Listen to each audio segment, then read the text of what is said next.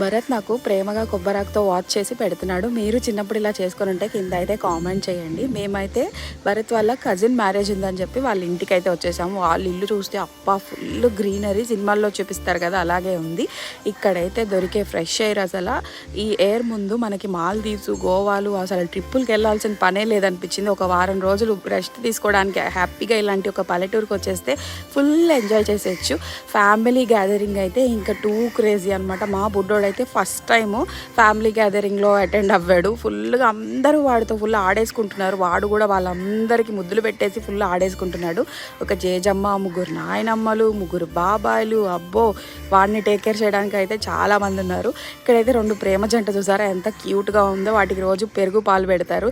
మా చిన్నోడైతే కింద ఆడేసుకుంటుంటే భరత్ ఏమో పైన చిన్న పిల్లోడిలాగా రాకెట్ వేస్తా అని కొబ్బరాకులతో రాకెట్ చేసి ఆడుకుంటున్నాడు. ఇంకా బొమ్మలు కూడా చేశాడు. మీరు కూడా చేసి ఉంటే కింద కామెంట్